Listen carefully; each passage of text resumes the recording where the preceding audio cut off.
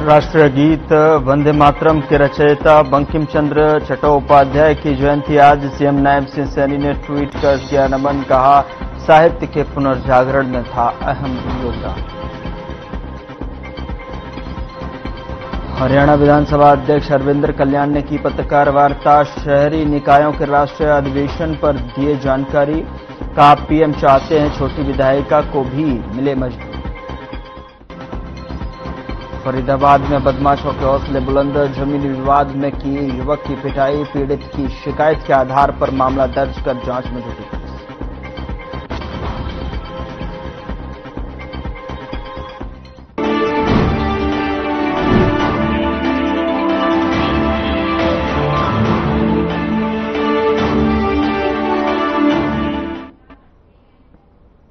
नमस्कार, मैं हूं आपके साथ गौरव राजेंद्र। बुलेटिन की शुरुआत करते हैं। भारत के राष्ट्रीय गीत वंदे मातरम के रचयिता बंकिम चंद्र चट्टोपाध्याय की आज जयंती है।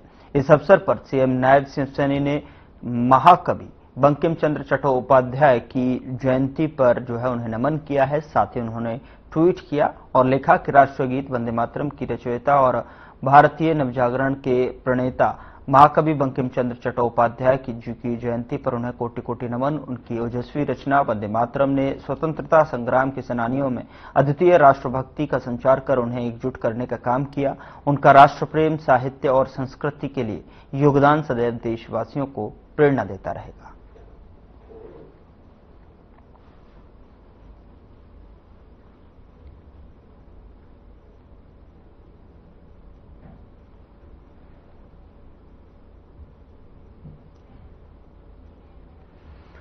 सीएम नायब सिंह सैनी ने अपने सोशल मीडिया अकाउंट पर श्री जगन्नाथ रथ यात्रा के पावन अवसर पर हार्दिक शुभकामनाएं देते हुए ट्वीट किया और कहा कि आस्था, भक्ति और समर्पण के अनुपम प्रतीक श्री जगन्नाथ रथ यात्रा के पावन उत्सव पर समस्त देशवासियों को हार्दिक शुभकामनाएं। सनातन संस्कृति का यह दिव्य पर्व सभी श्रद्धालुओं के जीवन में सुख, समृद्धि और वैभव का संचार करे। जय जगन्नाथ।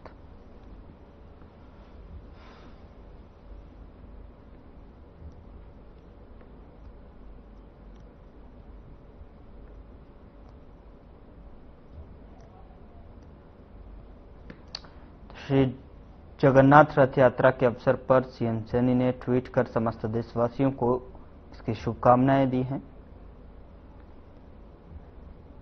तो श्री जगन्नाथ रथ यात्रा के अवसर पर सीएम ने ट्वीट कर समस्त देशवासियों को श्री जगन्नाथ रथ यात्रा के अवसर पर शुभकामनाएं दी हैं।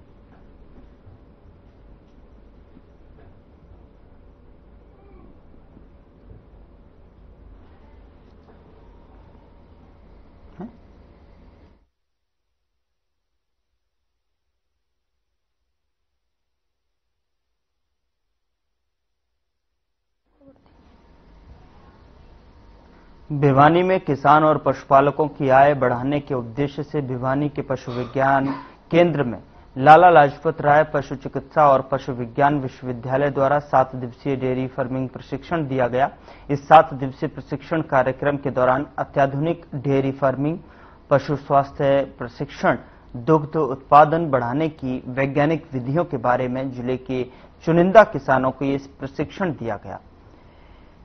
इस प्रशिक्षण कार्यक्रम के बारे में जानकारी देते हुए पशु विज्ञान केंद्र के प्रभारी डॉक्टर आनंद प्रकाश ने बताया कि डेयरी फार्मिंग के क्षेत्र में किसानों को आत्मनिर्भर बनाने सहित गॉट फार्मिंग, सुअर फार्मिंग को लेकर समय समय पर लुवास द्वारा इन प्रशिक्षण शिविरों का आयोजन करवाया जाता है, जिसका लक्ष्य पशुपालकों को नवीनतम तकनीकों से अवगत कराना है।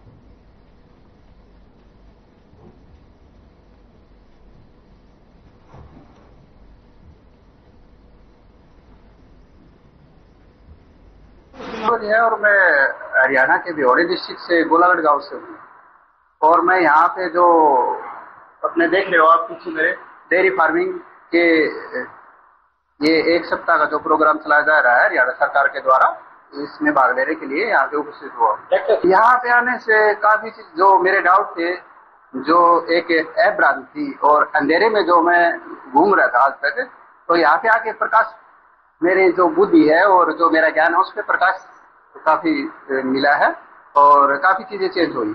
ये पशु विज्ञान केंद्र लुआस का सेंटर है और यहाँ पे डेयरी की ट्रेनिंग, सिर्फ गोट फार्मिंग की ट्रेनिंग और पिगरी की ट्रेनिंग चलाई जाती है। ये 7 दिन की ट्रेनिंग है, तीनों प्रकार की ट्रेनिंग 7 दिन की होती है और 500 रुपये फीस है। मिनिमम जो कैंडिडेट की रिक्वायरमेंट है 20 है, मैक्सिमम 50 है। तो इसमें एज की कोई बार नहीं है, आप जो भी इंटरेस्टेड है वो ट्रेनिंग कर सकते हैं। करंटली जो ट्रेनिंग हमने अभी ऑर्गेनाइज की है वो डेयरी की ट्रेनिंग है। इसमें जो दुधारू पशु हैं, गाय भैंस, उनकी ट्रेनिंग है।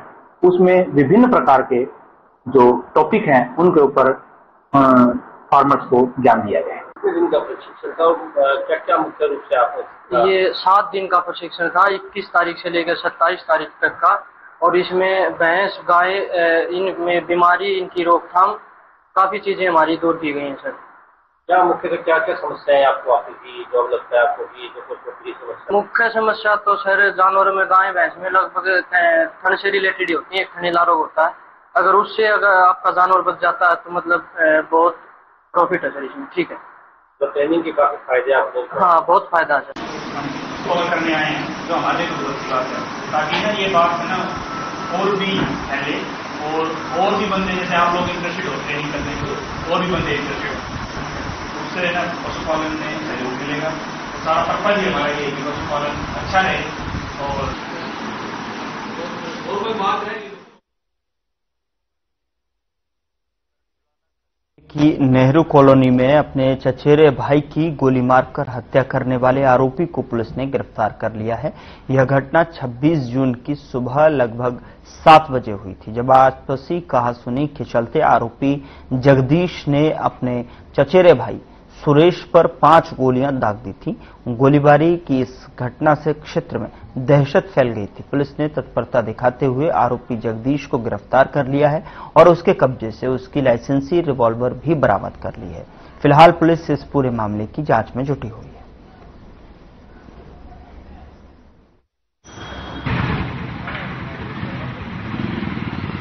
पुलिस स्टेशन के बैक साइड के अंदर जगदीश द्वारा अपने चचेरे भाई सुरेश को गोली मारी, जिसमें अभियोग संख्या 168 नंबर दर्ज रजिस्टर किया गया था।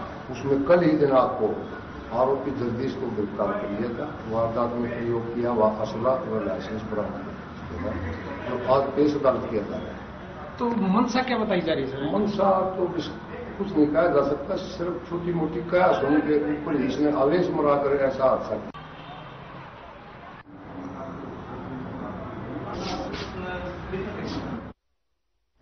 उधर फरीदाबाद में बदमाशों के हौसले बुलंद होते जा रहे हैं। डबुआ थाना क्षेत्र में एक कंपनी में 8 से 10 बदमाशों ने घुसकर कर्मचारियों के साथ मारपीट की। आरोप है कि नौकरी से निकाले गए युवक ने अपने दोस्तों के साथ मिलकर इस घटना को अंजाम दिया। घटना सीसीटीवी कैमरे में कैद हो गई है। पुलिस ने सीसीटीवी फुटेज के आधार पर मामला दर्ज कर आरोपियों की तलाश शुरू कर दी है।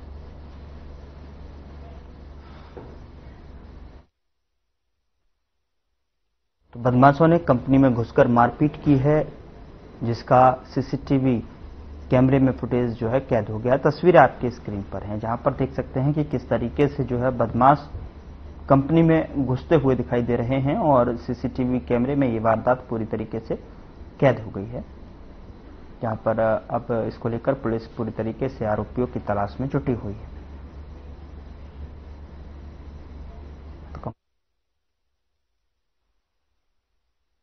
बाहर से 8-10 लड़के आए थे और गार्ड से गेट खुलवा, पुलिस उनके सामने थी, पुलिस के सामने। तो पुलिस सामने थी? पुलिस सामने थी, पुलिस के सामने उन्हें मारपीट करेगा। तो पुलिस के सामने ही मारपीट करी आप लोगों के साथ?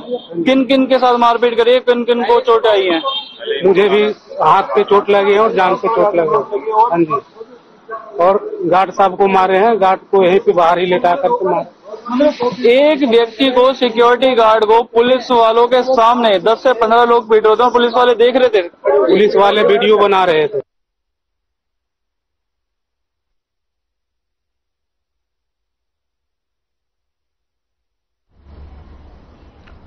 उधर भिवानी में टीडीएस विभाग ने लोगों को नई स्कीम के लिए जागरूक किया। साथ ही उन्होंने टैक्स भरने के लिए लोगों को जागरूक किया है और बताया कि आजकल किस तरह की समस्या आ रही है और उनका किस ट्रिक से हल किया जा सकता है। एक कार्यशाला का आयोजन किया गया जिसमें बताया कि टीडीएस सरकार के दिशा निर्देश अनुसार काटा जाता है। अब नया शेड्यूल्ड जारी हुआ है। सरकार यह देखना चाहती है कि नया कोई लेन देन हो तो उसकी जानकारी सरकार को जो है होगी।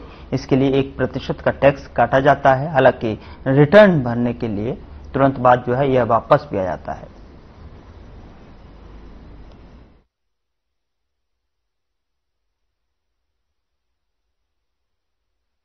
इन 2025 में बहुत सारे अमेंडमेंट्स आए हैं टीडीएस के प्रोविजंस को लेकर। As a layman, as a professional, लोगों को, बिजनेस प्रोफेशनल्स को उनकी अवेयरनेस नहीं है, तो we want to create awareness ताकि प्रोविजन की वायलेशन ना हो।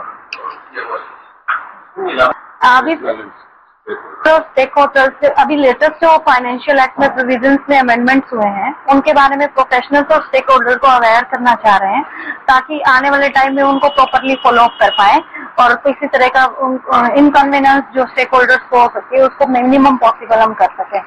अमेंडमेंट्स के बारे में हम अवेयर करना चाह रहे हैं। फाइनेंस एक्ट सर, जो पैन कार्ड अटैचमेंट का इशू है उसकी साइट तो हमेशा ही अवेलेबल रहती है और मोस्ट ऑफ द केसेस में हमने अभी भी लोगों को अवेयर किया है कि अपने पैन कार्ड आप अटैच कर लीजिए। उसके लिए आपको फरवरी या मार्च तक वेट करने की जरूरत नहीं है। Each and every day, even if the process online है, रात को 12 बजे भी आपको करना है, देन यू कैन डू। नहीं, हम वही अवेयरनेस करना चाह रहे हैं कि लोग पैन आधार को लिंक करें ताकि दिक्कतें ना आए, देर तक ना जाए। और साथ में हमने ये भी लोगों से रिक्वेस्ट करी है कि रिटर्न जो अपना टाइम से फाइल करें आप, जुलाई तक का वेट ना करें, क्योंकि टेक्निकली ग्लिचेस या रश जो वेबसाइट से अवेलेबल होता है, इट इज बिकॉज ऑफ कि उस टाइम सब दौड़ पड़ते हैं। तो इसी तरह की अवेयरनेस हम क्रिएट करना चाह रहे हैं कि जिस तरह का आप जल्द इन टाइम आप करें कंप्लायंसेस, जितनी जल्दी हो सके आपके पास particularly salaried employees का फॉर्म 16 है, they can file return। अगर वो करें, बिजनेस प्रोफेशनल्स को अभी ऑडिट करेंगे सितंबर तक। जैसे कि टीडीएस का सर मेन ये एक, पहले लोग टीडीएस के लिए इतने अवेयर नहीं थे, अब धीरे धीरे अवेयरनेस भी बढ़ रही है और सरकार न्यू सेक्शंस लेकर आ रही है। और न्यू सेक्शंस का जैसे एक ट्रैक क्रिएट होता है, एक बायर है, एक सेलर है। पहले कोई भी प्रॉपर्टी सेल परचेज होती थी वो करके अपने टायर हो जाते थे, लेकिन अब न्यू सेक्शन जो आए ना उनके अंडर 1% सपोज 50 लाख से अगर आपको बाय करनी प्रॉपर्टी, आपका 1% टीडीएस डिडक्ट होगा, तो उससे क्या वापिस मिल जाएगा सेलर को, बायर को, इनको। लेकिन बात यह है वो प्रॉपर्टी की 1% टीडीएस अगर वो डिडक्ट हो गया तो वो चीज ट्रैक होगी। जो फेस कर रहे हैं हम लोग, डबल पैन की बहुत ज्यादा प्रॉब्लम है। इन जनरल आप लोगों के माध्यम से ये कहना चाहूंगा कि आधार से लिंक करवा लें, क्योंकि हर एक आदमी के 2-2 पैन बने हुए हैं। पहले कोई वो चीज की वो कोई नहीं रखता था, कोई 2 बनवा रहा है, कोई अनिल कुमार शर्मा, कोई इसी हिसाब से। अब जो आधार से लिंक होने के बाद आपका एक ही पैन रहेगा। और अब मैडम ने बताया अगर पैन आपका वो है इनऑपरेटिव है तो फिर उसकी पेनल्टी बिल्कुल डबल है। मतलब टीडीएस के जो प्रोविजन है ना, जहाँ 2% करना है, 1% करना है, वहां 20% कर रहा है। तो सबसे जरूरी तो यह पैन का आपका वो एक पैन रखो उसी हिसाब से।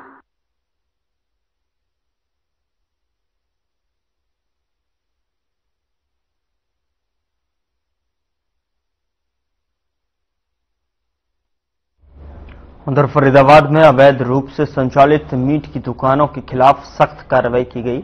बता दें कि नगर निगम की टीम ने एक विशेष अभियान चलाया और 4-5 चौक स्थित जो है कई मीट की दुकानों को सील कर दिया है। बता दें कि स्थानीय निवासियों की शिकायतों के आधार पर जो है यह कार्रवाई की गई है, जिसमें कहा गया था कि कई दुकानदार बिना किसी अनुमति के मीट बेच रहे हैं और खुले में मीट रखकर गंदगी फैला रहे हैं।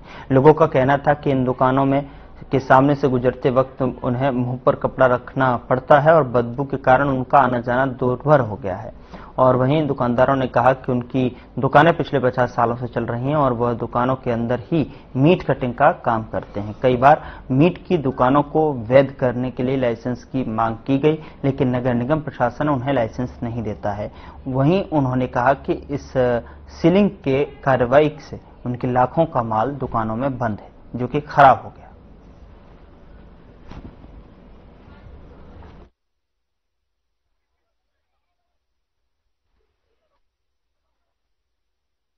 तो अवैध मीट की दुकानों पर यह कार्रवाई की मांग यहां पर की गई है।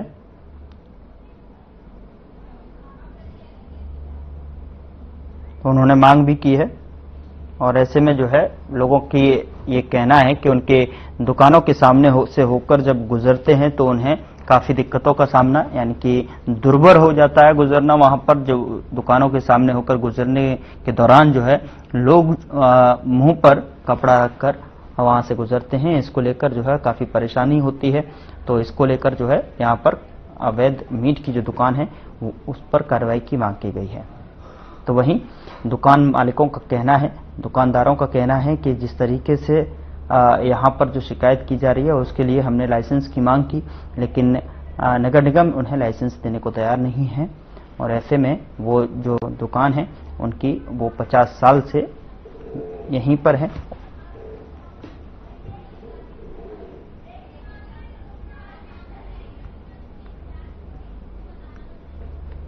सीलिंग की कार्रवाई की गई है। बिना लाइसेंस की कई दुकानें यहाँ पर थी और ये सीलिंग की कार्रवाई देख सकते हैं आप जो है बिना लाइसेंस की कई दुकानें जो है यहाँ पर चल रही थी। और ऐसे में जो है प्रशासन की तरफ से अब इन पर सीलिंग की कार्रवाई की गई है। लोगों की काफी दिनों से जो है इसको लेकर जो है कार्रवाई की मांग कर रहे थे और ऐसे में जो है उनका कहना था कि जब यहाँ से होकर जब गुजरते हैं तो उनका गुजरना दुर्भर हो जाता है। और इसको लेकर जो है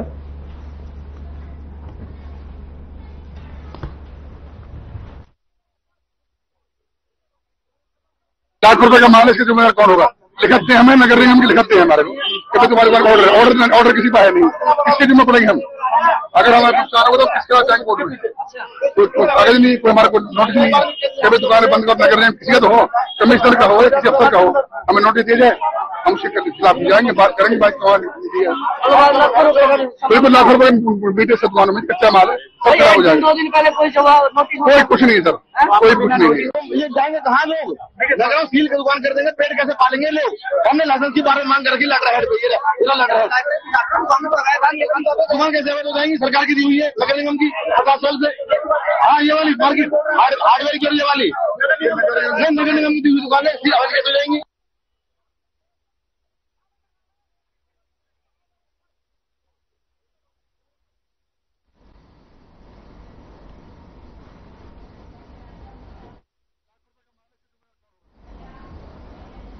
उत्तर प्रदेश सरकार द्वारा विकास कार्य तेजी से करवाए जा रहे हैं। रतिया नगर पालिका चेयरपर्सन प्रीति खन्ना की अध्यक्षता में जहां विकास कार्यों को लेकर 28 करोड़ रुपए का बजट पास हुआ था, वहीं अब शहर को चकाचौंध बनाने के लिए गलियों के विकास कार्यों की शुरुआत की गई है।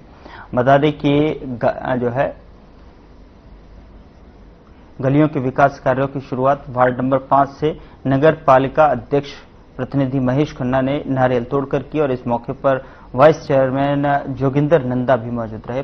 जो है पार्षद हैप्पी कुमार ने कहा कि पिछले कई वर्षों से जहां पर बजट पास नहीं हो रहा था, वहीं अब पिछले दिनों 28 करोड़ के शहर के विकास कार्यों के लिए बजट पास हो चुका है और विकास कार्यों को लेकर अब हरी झंडी मिल चुकी है। अब शहर में विकास कार्यों में तेजी आई।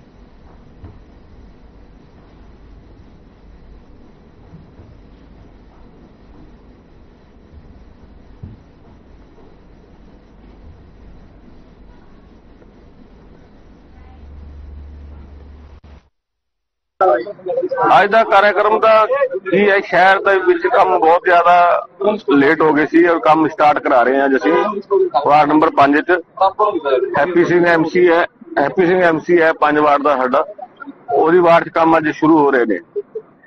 कितनी लागत 25 लाख रुपए की ये गली है, एक है आगे, बाकी तो और टेंडर पड़े हैं खोलने वाले और भी खोलने हैं टेंडर भी। काम सारी इस वार्ड का 5 वार्ड का सारे काम हो जाएंगे तकरीबन।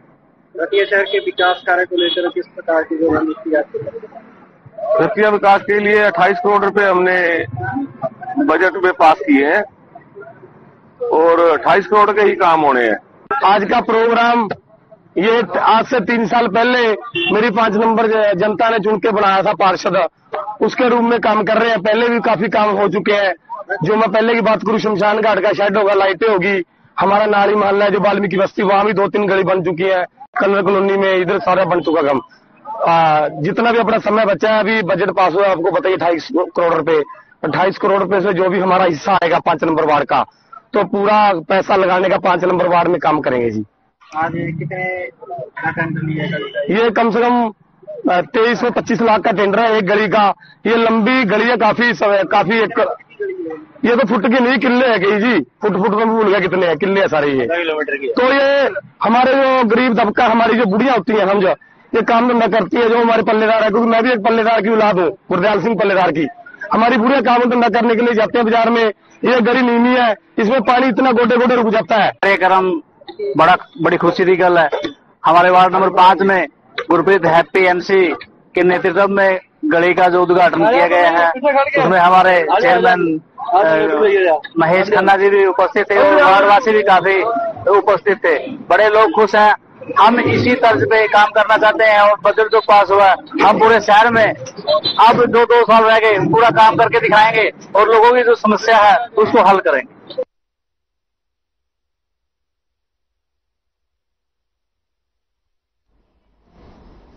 फरीदाबाद में बदमाशों के हौसले बुलंद हैं और बता दें आपको कि 6 से अधिक बदमाशों ने जमीनी विवाद के चलते युवक पर जानलेवा हमला किया। इस दौरान युवक गंभीर रूप से घायल हो गया। पूरी वारदात सीसीटीवी में कैद हो गई। वहीं परिजनों ने पुलिस पर गंभीर आरोप लगाए। साथ ही उन्होंने कहा कि 2 महीने पहले बदमाशों के खिलाफ शिकायत दी थी और इसके बावजूद पुलिस ने कोई कार्रवाई नहीं की। वहीं पुलिस का कहना है कि 1500 गज के प्लॉट की वजह से दोनों पार्टियों में आए दिन झगड़ा होते रहते हैं। फिलहाल पीड़ित की शिकायत के आधार पर मामला दर्ज कर जांच शुरू कर दी।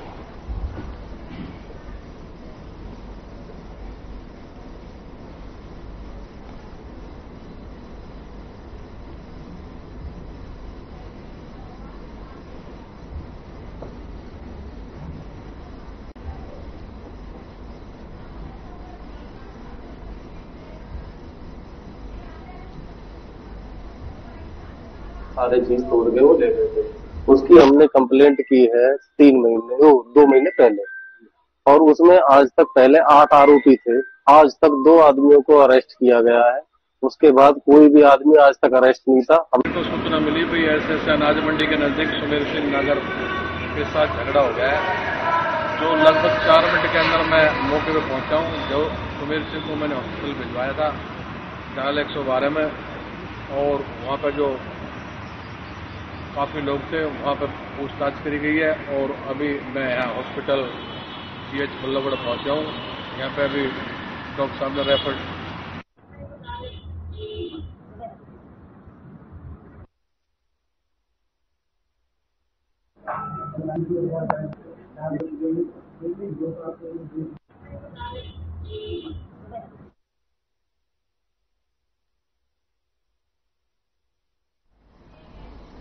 बाडड़ा विधायक उमेद पाथवास ने आमजन की शिकायत सुनी और इस दौरान लोगों ने BDPO पर पंचायत प्रतिनिधियों से अभद्रता का आरोप लगाया है, जिसके बाद विधायक ने सरपंचों की मौजूदगी में BDPO कार्यालय पर ताला लगा दिया और समर्थकों के साथ धरने पर बैठ गए। दरअसल बाडड़ा BDPO कार्यालय को 40 गांव के सरपंच, पंचायत समिति चेयरमैन के साथ बीजेपी विधायक उमेद पाथवास ने कार्यालय पर धरना शुरू किया और इस दौरान लोगों ने कहा कि BDPO स्वाति अग्रवाल पिछले कई दिनों से आमजन की शिकायत सुनने की बजाय आमजन के साथ अभद्रता कर रही थी। ग्रामीण कई बार विधायक के सामने शिकायत लेकर पहुंचे थे। वहीं आज विधायक उमेद पाथवास 40 गांव के सरपंचों के साथ में खुद धरने पर बैठ गए।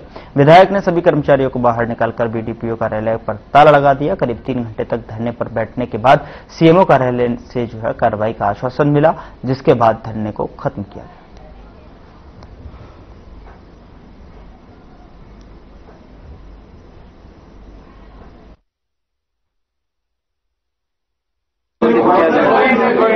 मैं तो ये कहता हूँ पिछले कई दिनों से बारडा में किसी भी दफ्तर में भ्रष्टाचार, पैसे के बगैर कोई काम नहीं हो रहा था, चाहे कोई दफ्तर भी हो।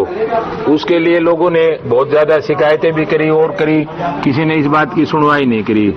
जब आज विधायक मौके पे पहुंचे और विधायक ने खुद ये सारी चीजें देखी, उसके बाद में विधायक ने यहाँ मौके पे आकर के यहाँ BDO ऑफिस को ताला लगाया और BDO और SCPO को सस्पेंशन करने की मांग की। ये BDO मतलब विधायक ने खुद अपनी आंखों से देखा जब ये चीज हुई है। नहीं, लोगों की शिकायत तो पहले से काफी लंबे समय चल रही थी। बिल्कुल स्थानीय लोगों के माध्यम से लगाया गया और मैं इन लोगों के साथ हूँ। समस्याओं का समाधान भी होगा, सारे काम होंगे। यहाँ के अधिकारी और कर्मचारी, हमारे जो सरपंच साहब हैं, जो हमारे सरपंच एसोसिएशन के प्रधान मेरे साथ में बैठे हैं, शमशेर जी, भारतीय जनता पार्टी के मंडल अध्यक्ष भी, इन्होंने बारडा से पूर्व सरपंच रामकिशन फौजी ने, हालिया सरपंच राजेश जी ने और तमाम सरपंच साहिबान ने मुझे बताया कि यहाँ पे मनमानी कर रहे हैं।